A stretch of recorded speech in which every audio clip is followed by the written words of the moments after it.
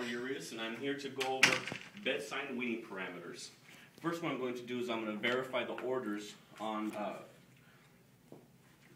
in the record.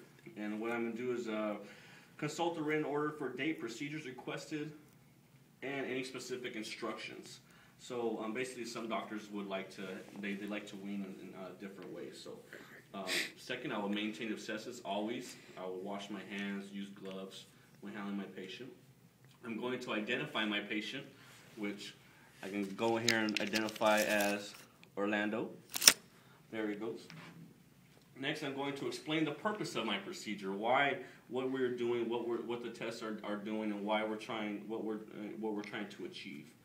I want my patient in a good position, which is semi-Fowler or a Fowler position, and I'm going to correctly assemble my equipment, which will be mouthpieces, patient adapters to responders, and so on. Next, I'm going to instruct my patient on a minute volume procedure. And what this is instructs the patient to breathe normally through responder. Nose clips may be necessary for patients who are not intubated, but our patients are intubated, so that's why we're weaning. Measures minute volume and respiratory frequency. As patients breathe through the responder at the normal rate and breath, respiration should be counted on the time verified with the second hand of a watch. And if you guys are a good RT, you'll always have your good handy watch, as I do my Swiss one there. See that again? Bling, bling. Intubated patients that are removed from their support during this procedure should be carefully observed and monitored. Procedure should be stopped if the patient is unable to tolerate. So when we're doing this, if the patient looks like he's just fighting too much, then we might need to end it. So, and tidal volume is calculated by dividing minute volume measured by the respiratory frequency.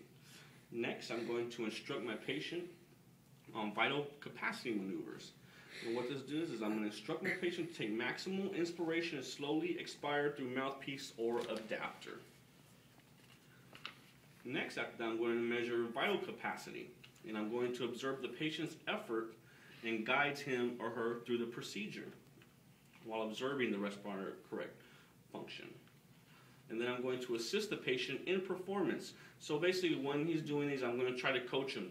Sometimes they can get, the patients can be a little nervous or have some sort of anxiety when they're just breathing through a tube. So sometimes you need to coach them into taking deep breaths to overcome that tubing.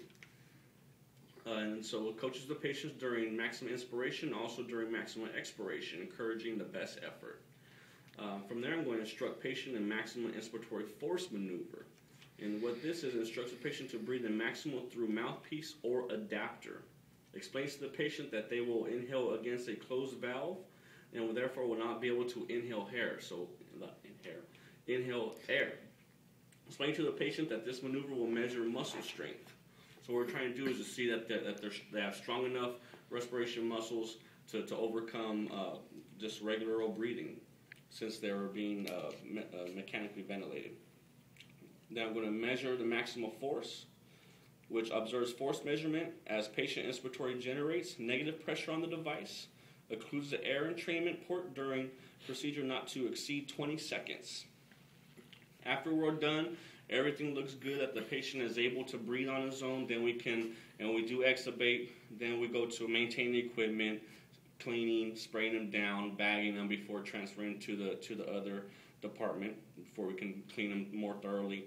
And then I'm going to record all my information, what I got, what my measurements were, how the patient did, how saturations were, what color looked like, and every information that I can apply.